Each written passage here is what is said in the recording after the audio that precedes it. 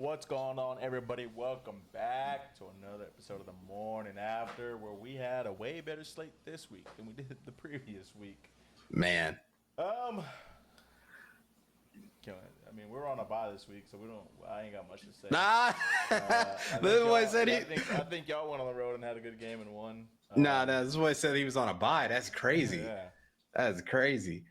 I don't remember us playing. I don't remember seeing us play. Like, I was flipping through the channels all day to see if Texas was playing. I never saw it once. Well, I think I saw y'all play. Yeah, I mean, y'all did great. You know. I think this week we got to jump into the Longhorns first. What do you mean? We're out Prime time game. Played at 6:30. Kick in Athens. Man, Kirby's my dad. What do you want me to say? Right? He is my daddy. He's the GOAT. He's the best coach ever. You know, like. What do you want me to say? All right, the guy's the best.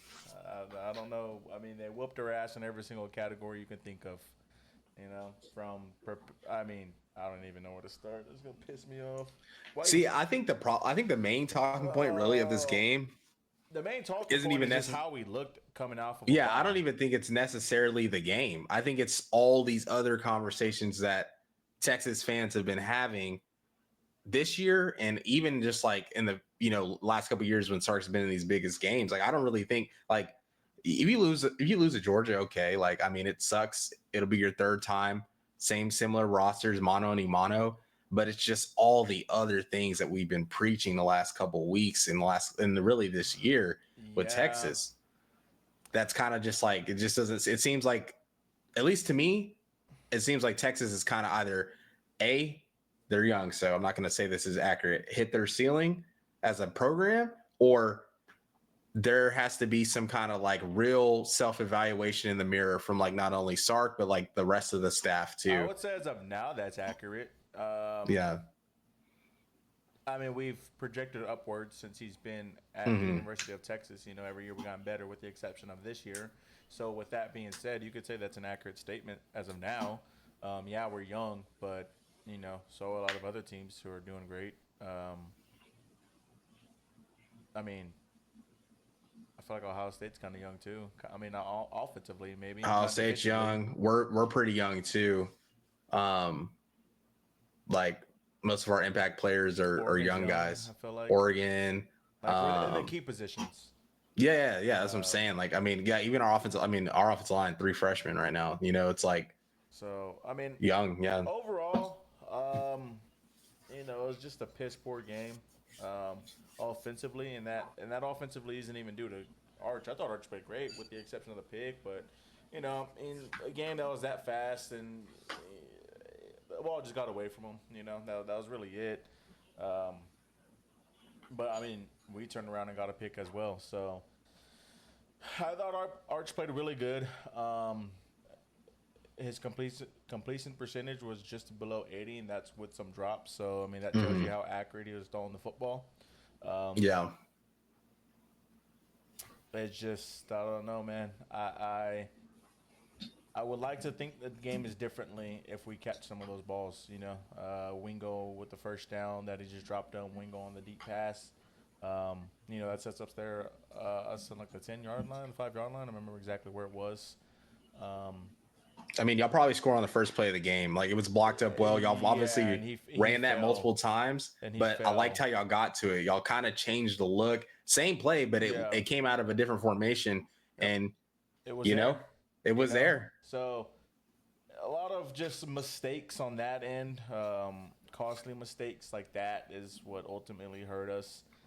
Penalties was a big thing, and now going into this game, I said that on our previous episode of 54 yards that we have to, you know, not get as many penalties as we're used to. When lo and behold, the whole game was just a penalty fest, and that just kept us behind the chains. And this is a game and a team and a coach that you just can't do that against. He's gonna punish you for it. So. We went away from the run game very, very early.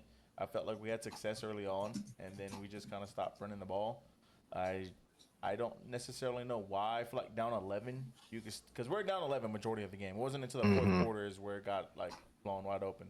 Down 11, I feel like you can still run the ball.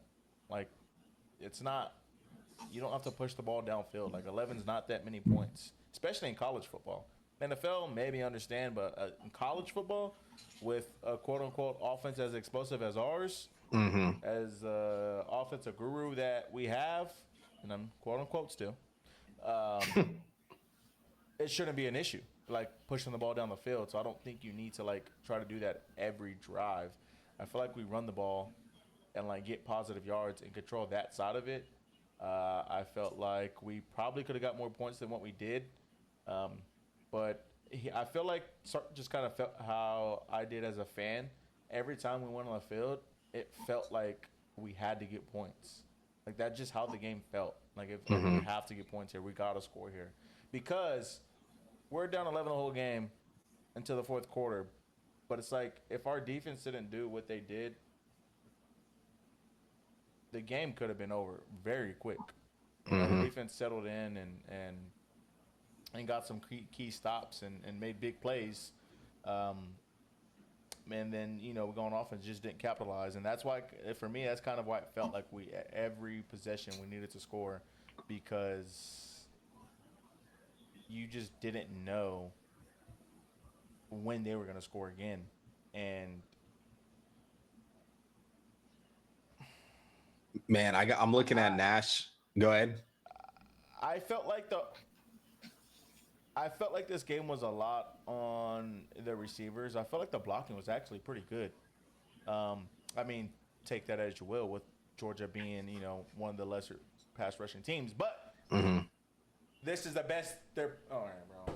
Yeah, they're gonna. Yeah, but this is what they gonna do. They gonna crank it up when they need to. Like, but it's always against us, though. It's not when they need to. It's always against us. For some reason, it is always against us. There's just a little something extra against the University of Texas that happened. That man Kirby. That man Kirby does not like him, and they're probably apparently they're friends.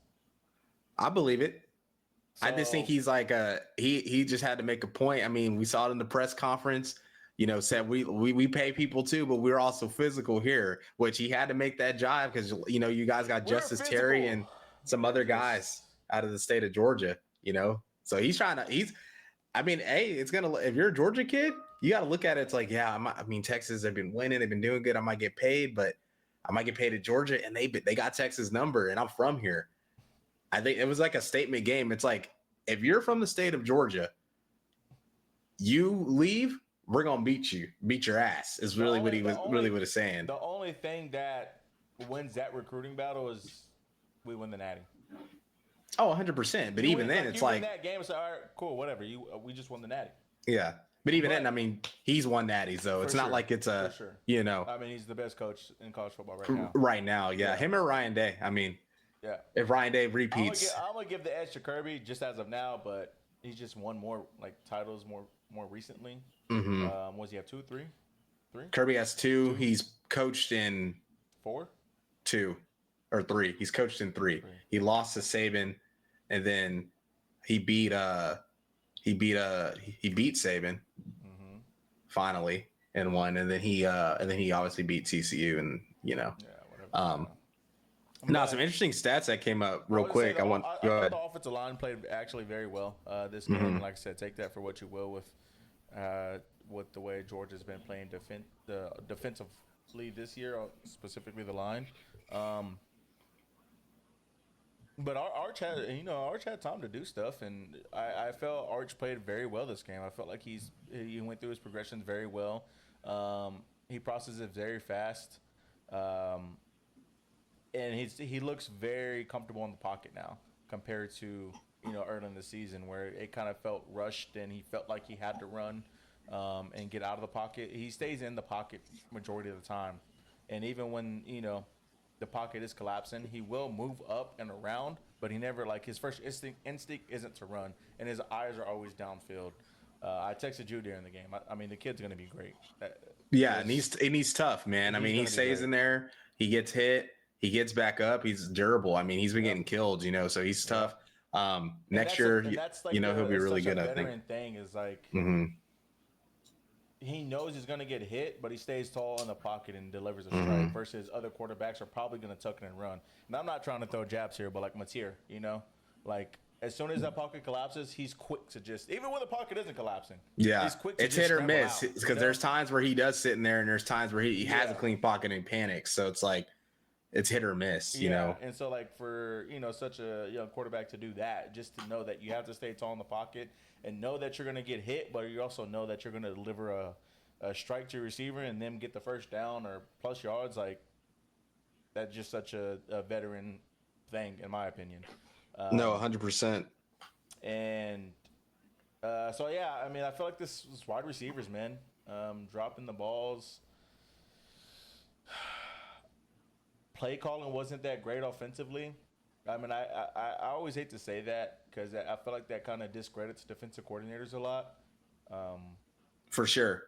Like they called a great game defensively. I really think the problem is like we said, the Sarkisian's lack of just committing to the run game. You're not going to always get a bunch of yards every time. But I thought on the first drive of the game, y'all had a lot of success on the ground. Very well. Y'all were getting like 5-6 yards. Y'all had a couple 10-yard runs in there. I'm like, okay, they're actually able to get some movement at the line of scrimmage. They're actually able to run the football.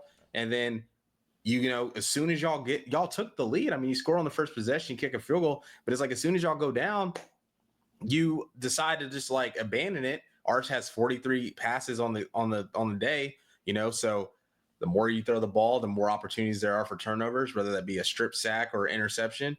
And, he obviously threw that pick early in the game, but y'all's defense has, for the most part, been the strength of the team this year. And the fact that they're getting their ball's getting moved on them. And then as an offense, you can't sustain drives, even if you just get one first down, but you kind of let your defense relax, whatever, you punt it. Those add up in games like this where you need your defense to rest, as opposed to, dang, our team, go on the field, we go 3 and out in 1 minute. Like that's just not going to be sustainable. Yeah. And I think that's something that in the past, that's kind of what Sark's offense is predicated on. Like if he can't run the ball, the offense actually isn't as effective as we think. And I was looking at a stat earlier today from Nash, one of y'all's Texas accounts. He basically posted in the Sarkisian era, like the running back, percentage by season, and it has went down every year. Like the first year with Bijan and Roschon, it was 55% that you guys ran the ball, and then now this year it's at 48.9. But the key thing is the average. With Bijan and Roschon, they both average like 5.2 or 5.3 as a tandem. Brooks and Baxter 5 yards. Last year it dipped down to 4.4, but that was injuries. I thought Blue was good. I feel like that, honestly, I thought that average would be a lot higher just because Wisner ran for 1,000 yards. Blue was popping off long runs. But this year, 3.8 with Wisner and Baxter. And it's not awful. Like it's almost 4 yards. Like that's not awful, but it's average. More so, average. But it's more so y'all's percentage of how many times y'all are running the ball. And when the O-line is as bad as it's been this year and it's had its issues, you can't just become this pass heavy offense, especially with the inexperience you guys have at wide receiver and at offensive line. And then this brings me on to my another talking point real quick about Texas is another stat that at Nash Talks Texas put. It's the drop rate. Texas wide receivers and tight ends beyond the line of scrimmage. This goes all the way back. No, this is this year. Jordan Washington, who's a tight end, 37.5% drop rate. I know he's not tight end 1, but that's not good at all. And then you have Ryan Wingo, who's supposed to be wide receiver 1, 17.1% drop rate. And then Arch and him only complete the ball when targeted 42% of the time. Parker Livingston, 3.8% drop rate, completion percentage is 62%. Emmett Mosley, he just got back, so you would understand that there's maybe some timing things off. He's at 55.2% completion rate, but the drop rate is 5.3%. So it just shows like drops have been an issue. You obviously saw it this game specifically.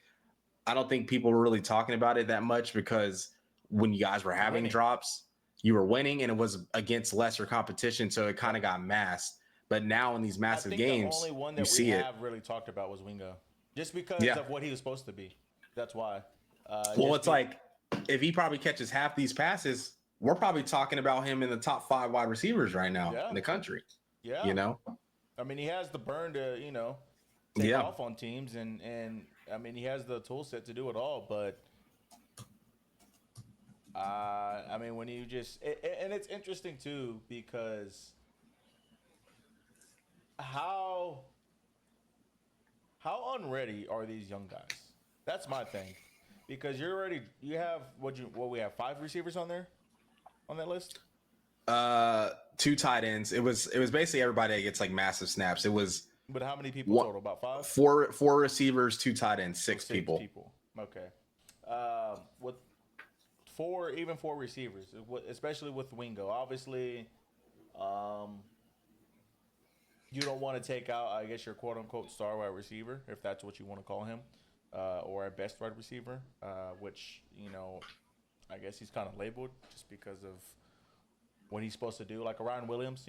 Mm-hmm. When you have people dropping all these passes, how unready are these other kids for you to not throw them in there? Like, obviously, it's an issue, so why not, get some of these young guys targets? Mm-hmm. Especially like Daylon McCutcheon, who's at least been in. Like, how unready are these guys? Like, like that can't be a thing still, right? Like, we're week Yeah. 12 into college football. Like, there's no way that they're not ready. Well, my issue with it, and I even had this issue with Oklahoma too. Like, we really don't rotate a lot of wide receivers, and I feel like we have really good guys that are young. Like, I'm hearing all off season about Elijah Thomas and Manny Choice and Zion Kearney. I like him last year. Jacob Jordan was a walk on last year, getting open with Jackson Arnold. Like, we have good guys. I'm like, why am I not seeing these other wide receivers like against Alabama? Jermichael Carter, he's finally getting playing. So he had 2 explosive catches against Alabama. I'm just like, where are these guys at? So when I take this and look at Texas, you Khalil Lockett, Jamie French, Michael Terry, all 5 stars. Daylon McCutcheon. Daylon McCutcheon, he's been playing probably the most out of that group, but blue chipper, very good player.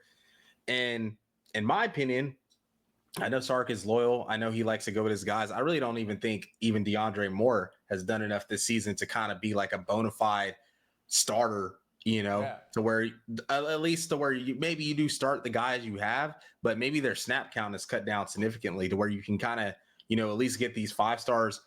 You don't even got to give them a ton of snaps, bro. Like 10 snaps or less. Just give them some opportunities to catch the ball. Especially give them some now opportunities in the season where the space. redshirt can't even. There's no opportunity to even get burned. Yeah, There's maybe not you that see many them. games. Yeah, maybe you see them against Arkansas. Maybe you see because I don't know if I don't think the red shirt carries into the playoffs, which is I'm pretty sure it doesn't in the postseason. I mean, we won't even get. Hold on, we're talking ahead of ourselves. We gotta take care of the next 2 games. We even have. Yeah, for sure. I'm just saying if you guys end up getting in, but it's like I don't understand. Like we see wide receivers year in and year out. Yeah. I mean, we really can name probably 5 on top of our heads, just like that, of young guys that get in and produce.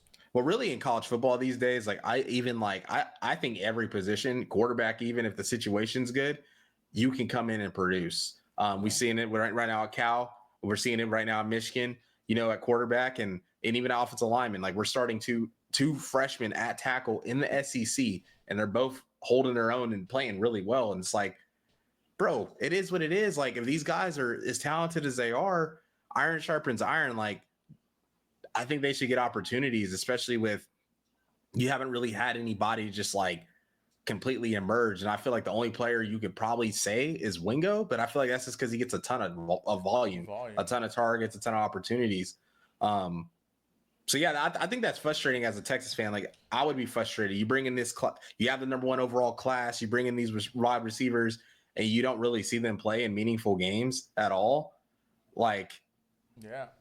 You see wide receivers every year that are freshmen impact the game. So why can't we, Decorian Moore, Jeremiah Smith, Cam Coleman, Ryan Williams, like all these guys are impacting the game. Like just like that. Like, yeah, I don't understand it. Yeah. No, it's frustrating. It doesn't make sense, but I don't know, man. I saw something today on the way home. This guy, dropped a little video and essentially said, like, don't be surprised if the job in Austin becomes open after the season. Is that dude walking around? It looks like he had a beach or something. I didn't see that. And he was basically saying, like, well, he's not basically saying. He just said, like, there could be a mutual agreement. That would be interesting. And that would be. They would have to do it soon if they do, because there's just too. I know it's Texas, but there's too many. Unless they think they can get Saban, but like, I don't think he's taking that job if he's not going to LSU. The thing is, if he fires Sark, or They if Sark mutually leaves, or if you mutually agree, if there is a world where Sark is gone, the only way he walks is if you know, like you have, the contract already has to be signed that you're getting, an elite coach. That's going to be Dan Lanning. That's going to be Kalen DeBoer. That's going to be Kirby Smart. Who else is out there? and honestly, the only one I could even see leaving is like, you have to know that. Like, you have to know that's who you're going to get. yeah, because I don't know who you would really get in this situation. Like maybe a Kiffin, but I think he'll be off the market by then. I don't think Kirby would leave. Kirby would leave. The defensive coordinator for Ohio State, defense coordinator for Georgia. Unless you go get Will Stein, I would like that hire. I know he hasn't been a head coach, but you have to know that you're going to get somebody of those calibers. Yeah, for you to just fire him. That's why I like to think with CDC at least. Mm-hmm. Like valid. CDC doesn't seem like he plays around with these kind of things. Like he doesn't like. I feel like CDC is a type of AD to where like you're not going to be a James Franklin. We're getting you out of here. We need we're winning. I don't care what you like. We need national championships. I feel like that's how he operates. Yeah, I think firing Sark, if that was the decision, or to mutually push him out, would set Texas back again. I think it would be a decision to where it'll be interesting because if you've noticed, yeah, it depends. It depends on who you can go get though, because it's like just because I don't really think I don't think anybody's just jumping for that job, like that are coaching right now that are head coaches at like I don't think Dan Lanning would leave Oregon. I think his situation's too good. You know what I'm saying? Yeah. But you notice, if you've noticed, Florida hasn't really lost any decommits, and I don't think many people would go in the transfer portal either. So like, I think Lane's going there. Then that's what I think. It could be that. So like, yeah, that should tell you something as well. If it does, like we're all speaking theoretically. Oh so yeah. Happen, like if nobody's leaving, that means we're getting somebody that they want to play for. Yeah. Well, I don't think the talent has never been an issue. I don't think that would happen. I just think it'd be more so just like resetting a program that was scratching and clawing its way to being relevant again. It depends as who the coach is, really. Contender. Yeah, as a contender, and it's like I just think it'd be stupid. Just have the number one recruiting class. I got Mike Elko. How pissed would they be? How pissed would you be? I mean, hey, if you want, because I don't care. Hey, because the college football nerds actually put out a great tweet about Elko today. I mean, he's great tweet. Well, I'll read you the tweet once we get to A&M, but I thought it was on the money. But well, let me take that back. No, I don't think he's a great coach. I think he's a good coach, and he's had success of where he's at. But I also feel like at the same time, pieces have fallen into his lap for him to have the success that he has. 100%. There's a ton of resources at A&M. Even at Duke, you know what? I'll just read the quote basically real quick because I got it pulled up. Basically, they were like looking past win and loss records. It's really important for coach evals too. Folks seem convinced Venables was a bum at OU. Looking deeper, he had a 10-win season in year 2 and had a brutal schedule, lost his OC, and it coincided with some of the worst injury luck imaginable. Meanwhile, there are lots of coaches out there who are winning a bunch of close games against easy schedules, getting a lot of consideration to get hired into a pressure cooker or get dumb extensions. Be careful overvaluing wins over context. I would not extend Elko, and I was one of the biggest champions for the A&M job. I absolutely think he can win big there, but he went 8-5 last year. To me, after just 1 year and beating 7 of the bottom 8 in the SEC, he's still sitting on table stakes for what he was already getting paid for. And I'm like, and the games that he's winning against them are very close games. I mean, obviously you have like the Florida game, which was a blowout, but like the Auburn game was close. The Arkansas game was close. Who else have they played? Auburn was close. Mississippi State was pretty close for the most part until the second half. Yeah, but that's their. I feel like that. Like I don't know. I felt like they kind of flipped. I feel like last year they were a first half team, and the second half they fell off. This year they're 100%. And 100%. Like the first half isn't great. Yeah. But 100%. I know we kind of went on a tangent, but Texas. No, it's all good. It was a very very frustrating loss. I already knew that we're gonna lose, but it still frustrates me, and I care so much. But I just don't know where we go from here. Honestly, like we have the pieces to do everything, but for some reason the puzzle ain't puzzling, man. Yeah, and I think it's been hard. It's been frustrating, and like we know what we need to do, but we just still can't do it. It's like we fix one thing, and there's another problem that arises. We fix that problem, another problem. Like, dude, like, and then everybody is just talking about our defense. I thought our defense played fine for the most part. I mean, 14 points in 3 quarters, and that's fine. You can't do anything. Like, sure, they scored 18 in the fourth, but just the way And really, one was they got an next possession because, well, really two, because it's like, onside, y'all go for it. We scored a touchdown.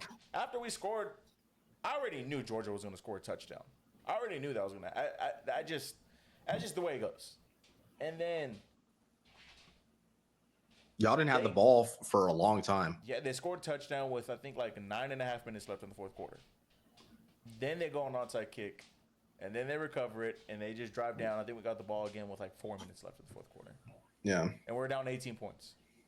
And then I just get it back and then score again. And then.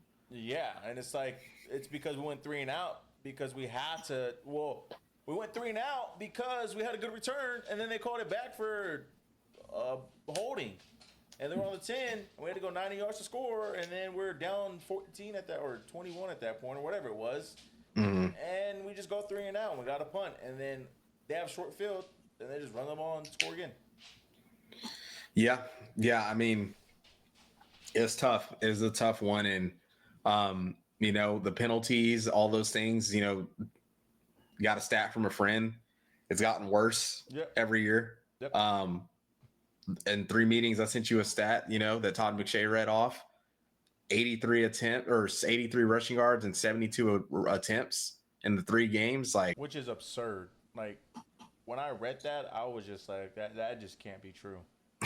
Like that, you're a yard a carry, literally, like 1.5 or 1.8 or something crazy like that. Yard a carry, bro? Nuts. Oh man, and it's just I hate it because like we can beat them. Like we can't. Yeah, for sure. We can't. Like I agree. In the games to do it. We just can't do it, and it pisses me off. Mm-hmm. Oh my god! But yeah, man, it was a tough one. I know.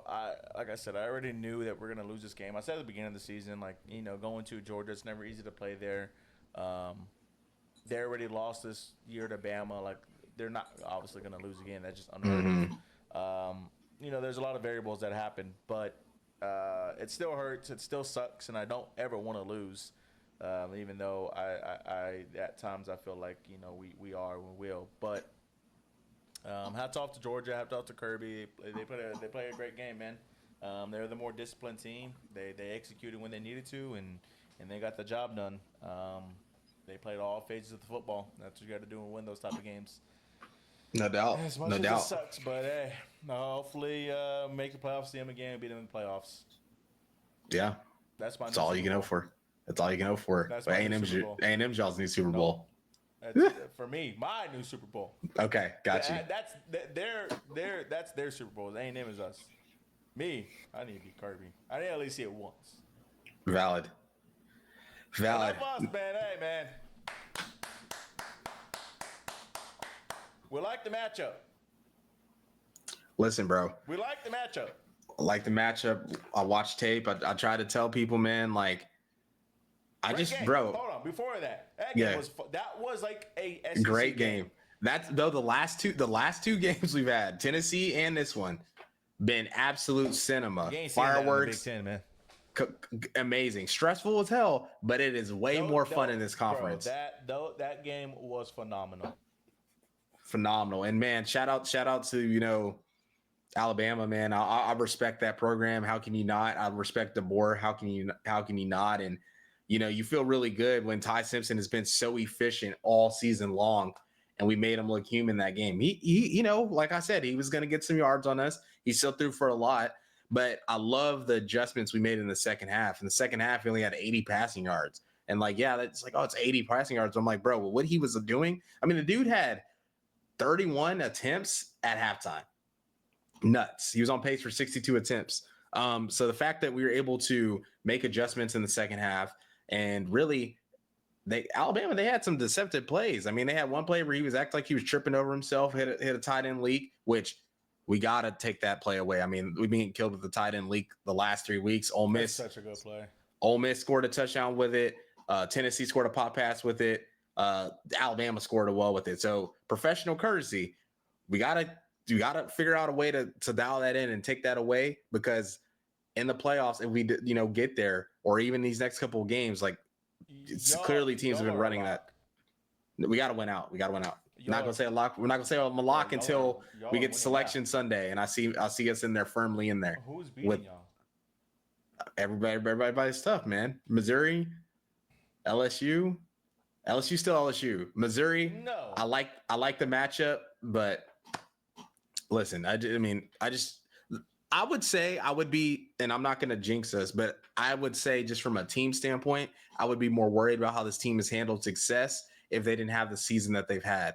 You lose at Texas, you go on the road against a South Carolina team who wasn't bad still at the time, beat them in a hostile environment on the road. You come back, you lose a heartbreaker to Ole Miss, and then you go on the road back-to-back weeks. You beat Tennessee right after, then you get a bye week. It's very easy for that success to settle in during the bye week after a massive game against Tennessee where nobody was picking you to win. And then you go on the road and beat Alabama after the bye week. Huge on how this team is prepared, how they're being led, things of that nature. And man, we got some dogs on defense. Kip Lewis, 7.5 tackles, 2 tackles for loss, 2 sacks. Dude was all over the place. That dude is a monster. And then, Taylor Wine, we were missing our Mason Thomas this game. Didn't matter. Taylor Wine, been balling out lately. Played massive against Tennessee. And then this game had a strip sack.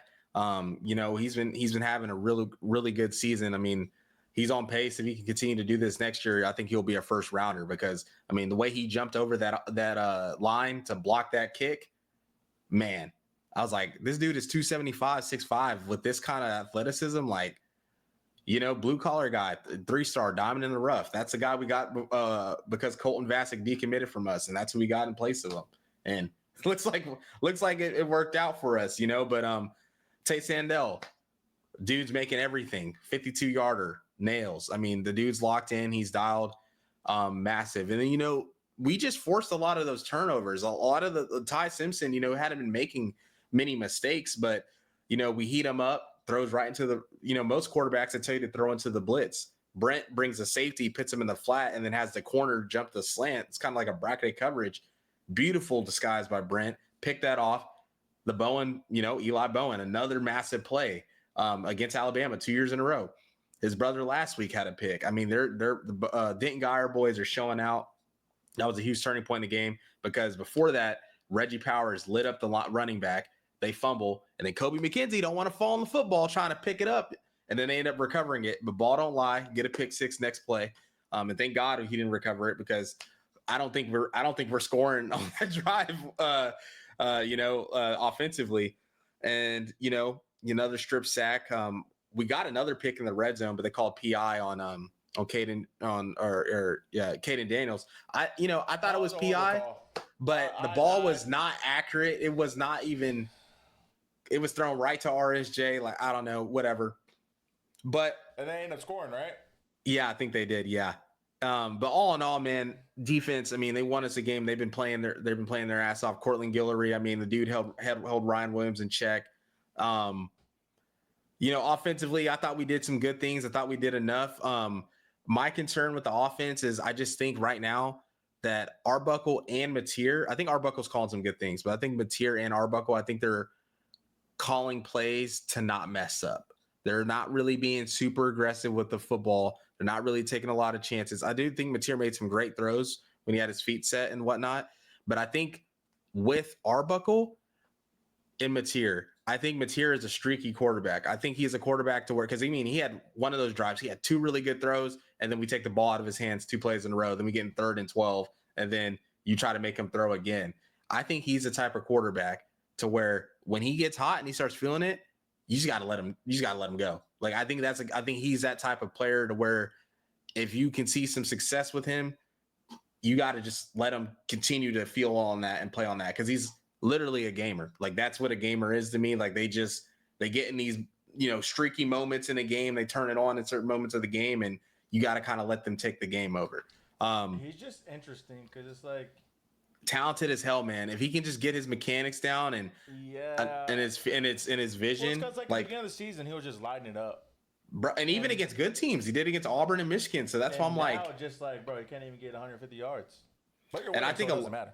And I think a lot of that is, a tough part of it. You break your thumb. He has the worst game of his career against Texas. And then you're battling through not only this injury, but through like a mental slump at the same time. Here he goes. Ask him about that record. But you go through the last 2 years. Yeah. I mean, you got the Texas fans so down bad. They over here tweeting, at least we can beat Oklahoma when they have their first 2-game winning streak since 08, 09. Isn't that crazy though? That cycle I sent you? Oh, the parody? Yeah. Like we beat But it's only been 2 years, so they need to calm down. Alabama beats Georgia, but calm down. We can't beat those teams just that is crazy. That's crazy. It is crazy. That's SEC, and this is a 2-4. In my opinion, you throw LSU in there, probably the 4 or 5 biggest brands in the SEC, easily. You know who number 1 is? Come on, man.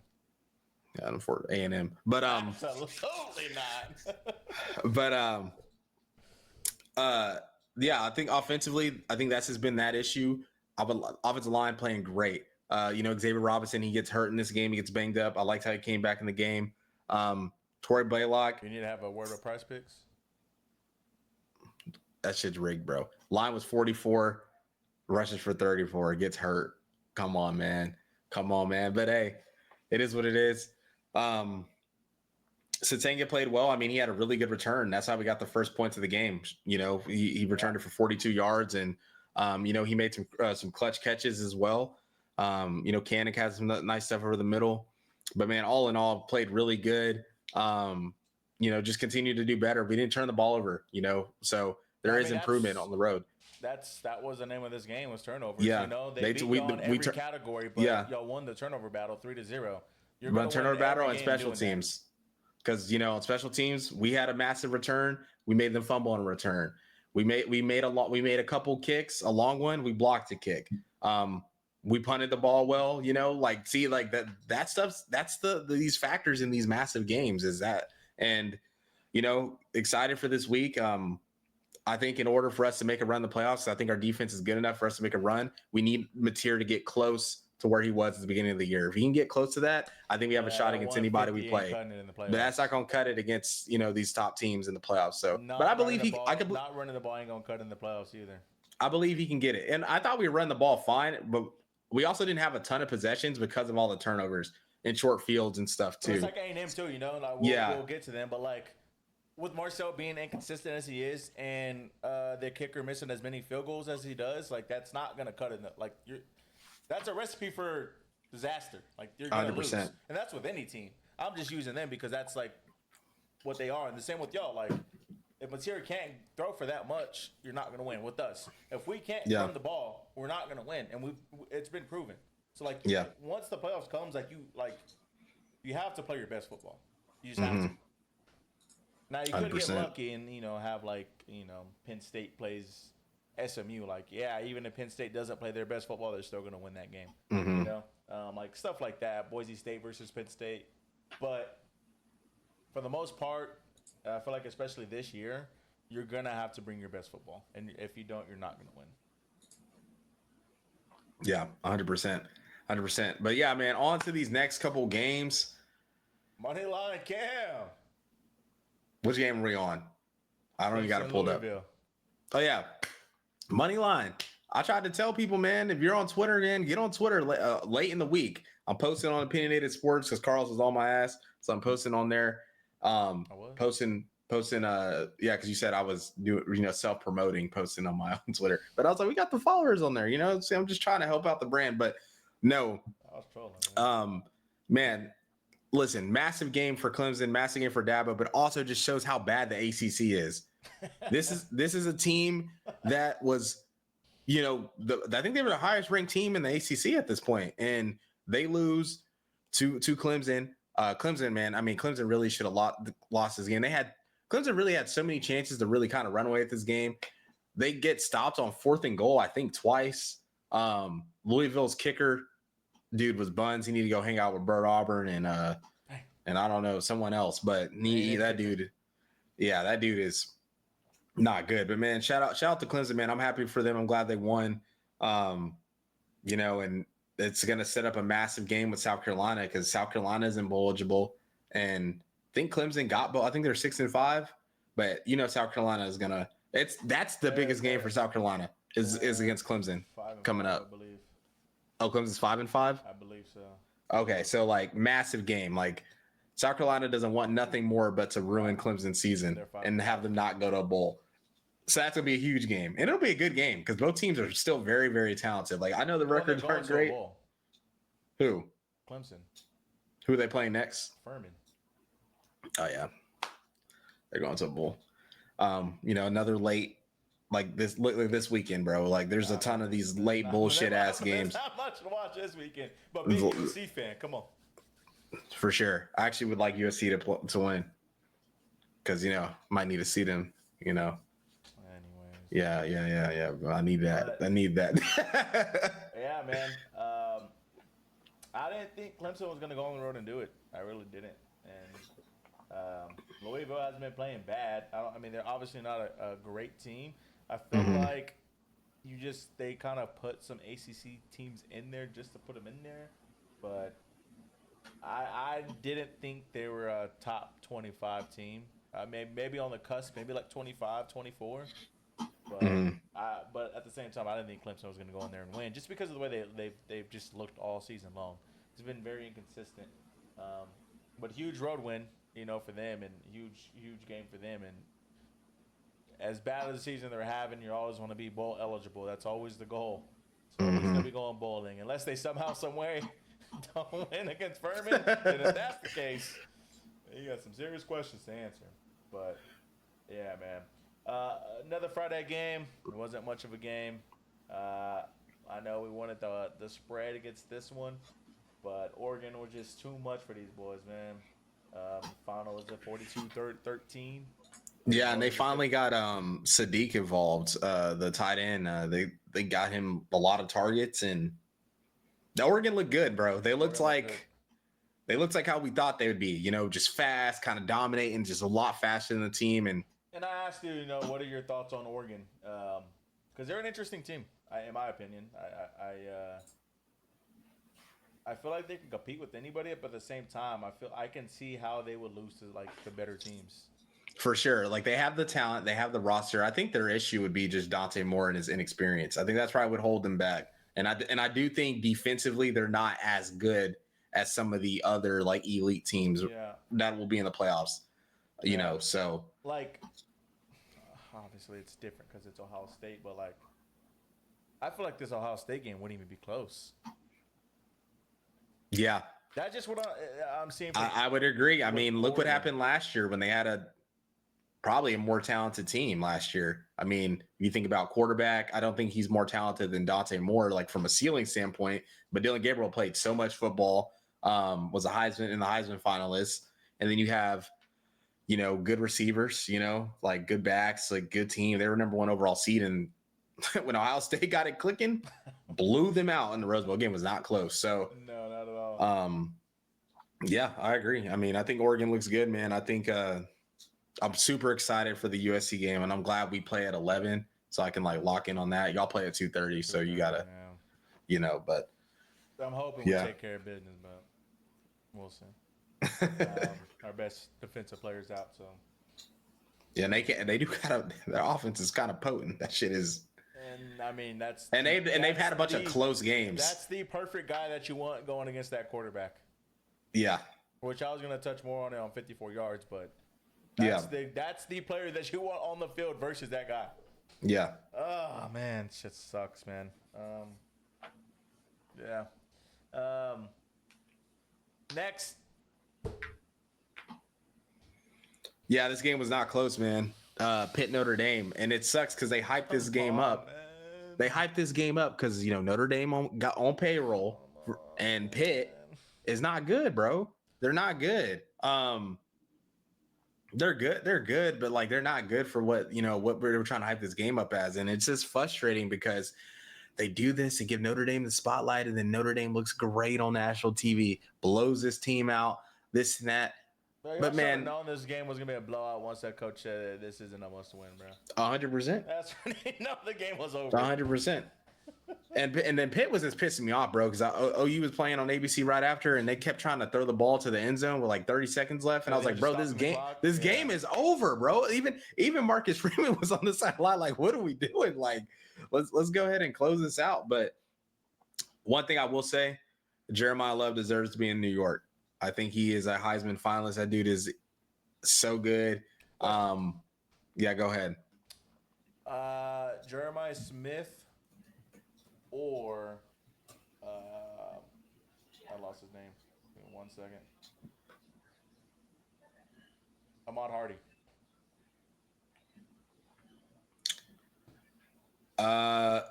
Jeremiah Smith or Love. You talking about? Yeah, Jeremiah Love. Sorry, Jeremiah Love. I think just from a versatility standpoint, he is just. I mean, when I look at them, the eye test, like, I mean, last year, the eye test, I mean, that dude was, before he got hurt, and then even in the playoffs when he was hurt, he was still hurling people and making people miss and making a highlight play. I just think he's just a great NFL back. I think he's going to be a stud. I can't wait to draft him in fantasy next year. And Hardy is a sophomore. He has 197. Where was he at before?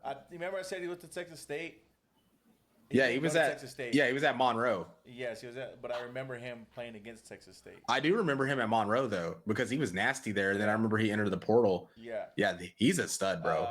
He's a sophomore. He has 197 carries, 1,346 yards, 15 touchdowns. Yeah, I mean, he just ran for 300 yards last week, so that's kind of what helped him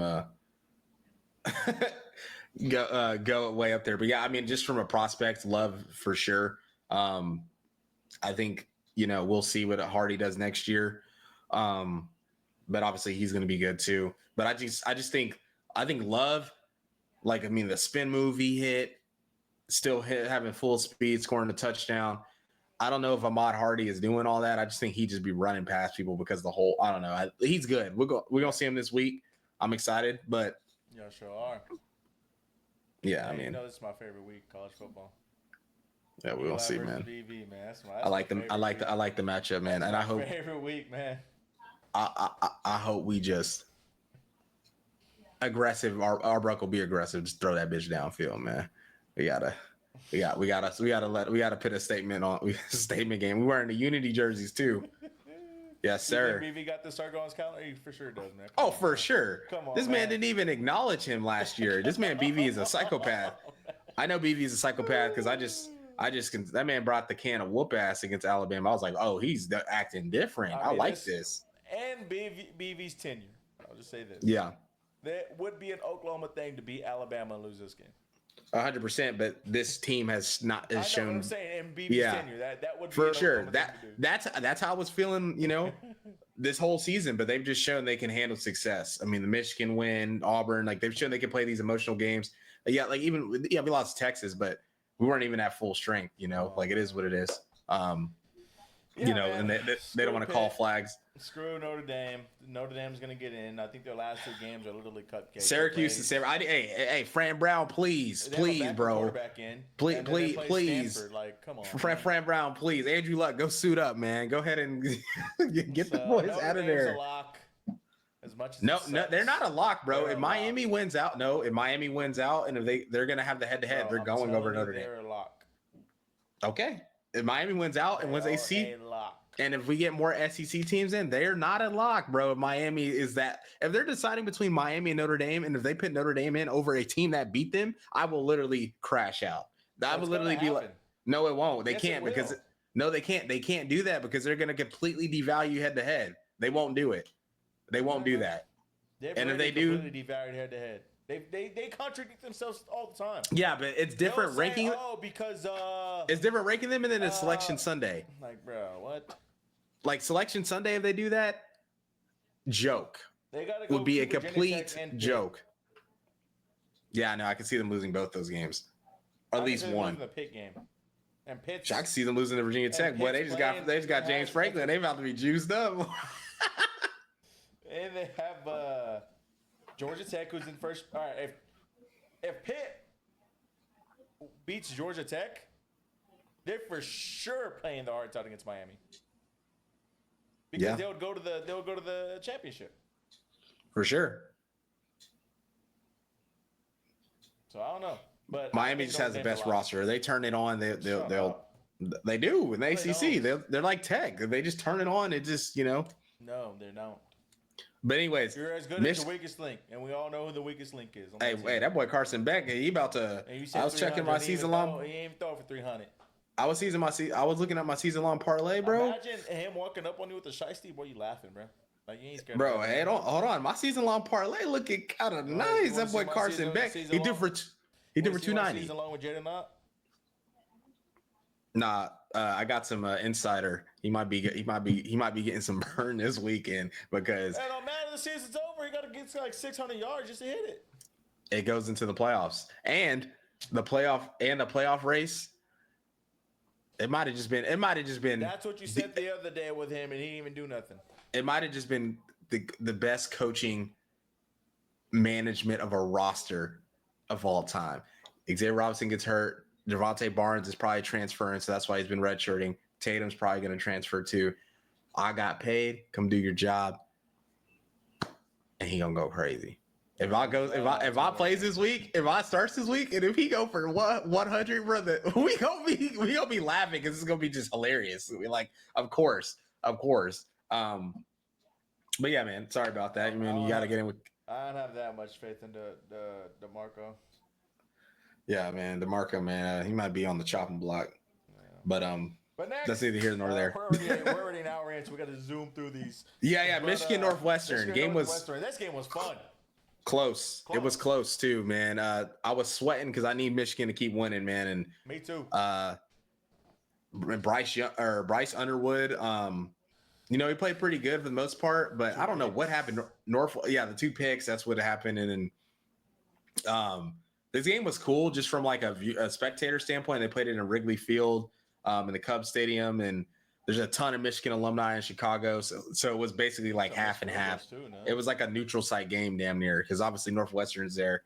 So it was a pretty cool environment. I love that. Like, you're not playing at Northwestern doesn't have a field, so like it was cool. It makes sense for them to have a game there. The Michigan kicker missed 2 field goals. That's 6 points, man.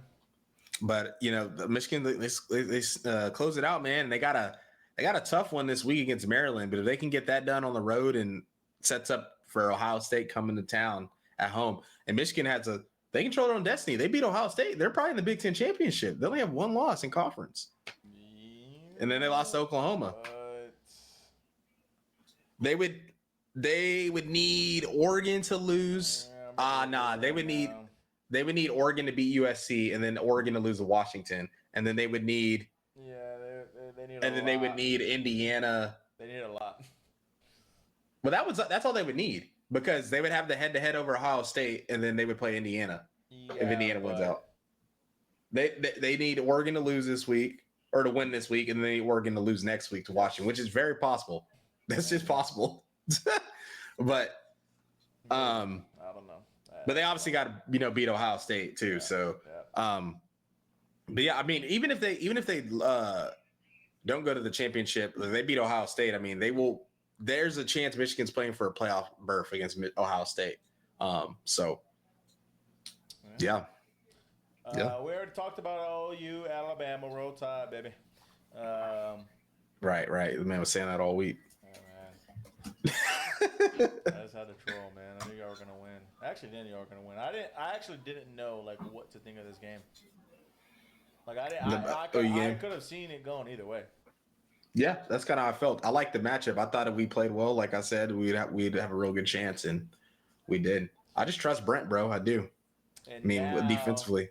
you can get off this Duke train, man. Them Dukies got blown I just out. wanted to see some nonsense because I wanted to see the ACC not make it, and I was like, we need Duke to win then. But no, shout out the motherland, man. Shout out Virginia, man, the home state where I was born, man. Shout out the Cavaliers and shout out Chandler Morris. Yes, sir. He threw 2 picks, but hey, 2 touchdowns and honestly, this game was kind of never in doubt. I looked up one time and it was like 34-7 or something. So, shout out, man. Shout out the Cavs, man. 17 was the final. At the end of the third quarter, it was 35-3 or something like that. And I didn't really watch the NC State Miami game at all, but I know Miami took care of business. And boy, Carson Beck with that shiesty threw for 291, 3 touchdowns. I was watching it. It was a clean weekend for me over here, as you can see. How was Thanksgiving, man? They had to go and deep clean and do all this stuff. You know what I'm saying? Valid. House, right? So valid. I didn't watch it either. I had the OU game on. I was listening to it and watching it and whatnot. Didn't watch this either. I mean, really, I had it on the small TV, but bro, I was locked. I mean, Iowa USC. I did see Iowa came out and punched them in the mouth. Like they were up by I think 2 possessions, like 14. I think USC had to score 18 points in the fourth quarter to win. Wow. And USC did it, man. They found a way, and I mean, that's huge because we're used to USC not playing not winning from behind. Like they were never a team to win from behind. They would always somehow, some way find a way to lose. They would come back, but they would find a way to lose. And Mekhi Lemon, man, 10 catches, 153, 1 touchdown. I mean, in my opinion, this dude is looking like wide receiver 1 in the draft. If he keeps this up, I mean, yeah. I mean, it's gonna be him, Carnell Tate, and the dude from Arizona State are gonna be the first rounders probably. I was thinking Carnell Tate over him. Yeah, I just like his game better. I don't know, man. Mekhi Lemon, I'm telling you, he's he's good. He just reminds me of a JSN. I think Mekhi Lemon might have the best immediate impact in the NFL out of this class. I'll say that.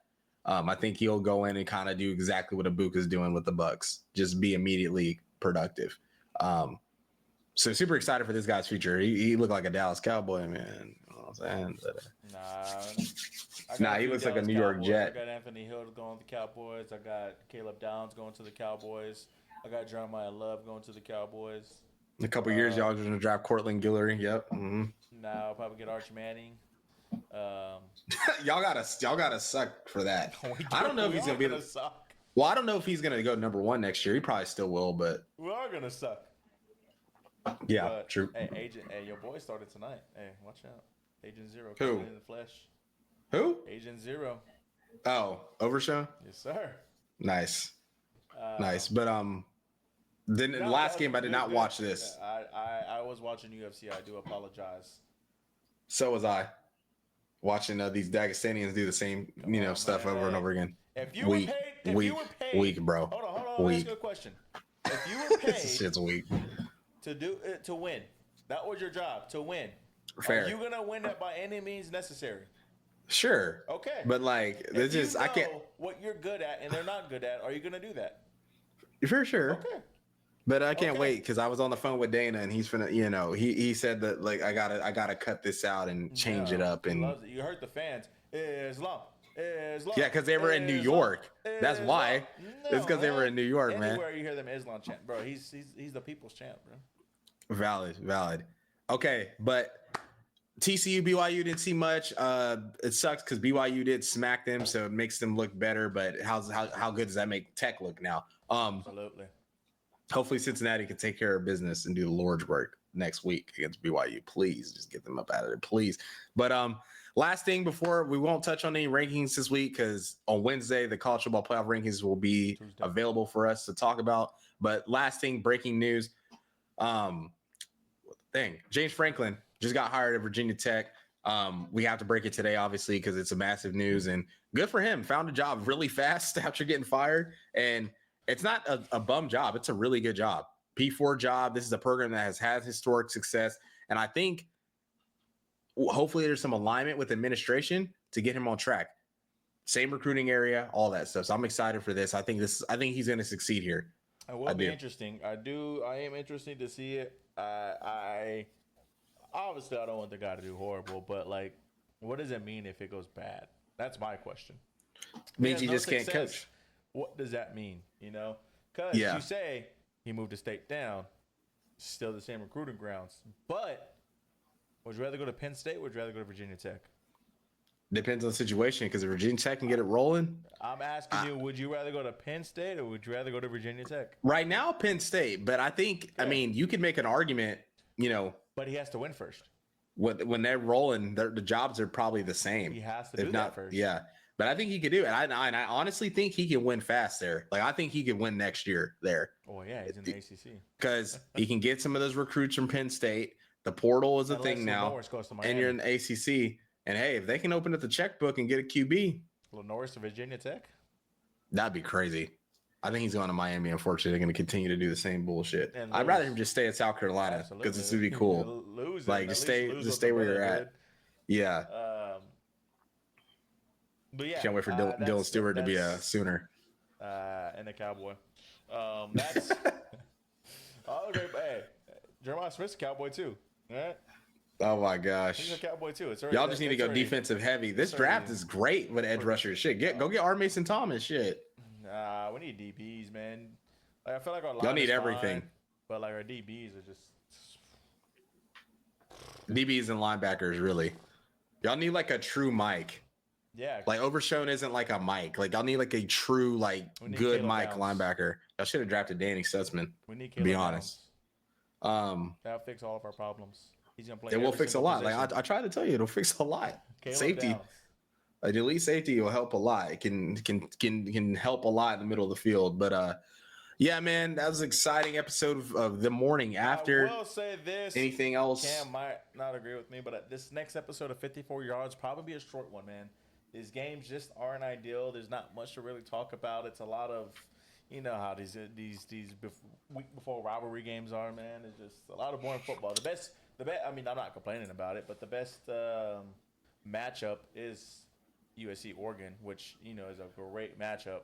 Other than that, man, it's a like y'all. Yeah, and even the night, like that's not like even at Pribula plays, he's not going to be 100%. Like it's just not a fun game anymore, Yeah, and BYU Cincinnati, that'll be a good game. Like I'm kind of glad that's at night, so we can kind of focus on. So that should be a good game. Like, you have like Tennessee, Florida, Georgia Tech, Pitt. That'll be a good game. I'm worried about that, man. SMU Louisville, that's solid. They're not bad. Like the week before was way worse than this. Like true. This ain't bad. That is true. But we got like stuff on here. There's just not like a ton. Like I mean, there is playoff implications. Like if Vandy has to win, Tennessee has to win to keep their hopes alive. I mean, we didn't touch on it. Pause. Go ahead. A&M South Carolina. Oh yes, we got to break this down. One, Nicholas Harbor is the fastest dude alive. That dude took a curl route. You saw that cop trying to swing on him? 80 yards. And then, man, what is the cop doing? He's relieved of his duties, but dude's a loser. Like, come on now. Bro, but that was instant. Bro. And it's like, bro, these are literally athletes. Like, what do you think they're finna do, bro? Like, the dude just scored a touchdown. Like, 80 yards. And did you see how fast he was running? Yeah. It made sense for him to go into the tunnel, bro. Like there was no way he was slowing down.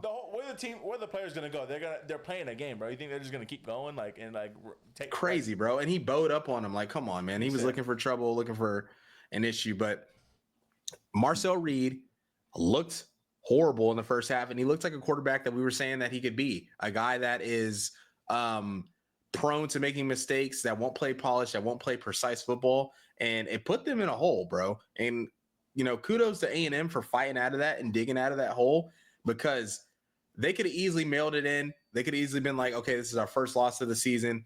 We just got to, win out. Even if we maybe lose to Texas, we probably might still go to the playoff. But the fact that they turned that around and won that game really shows a lot about A&M, because, it does, you go down by a lot of points.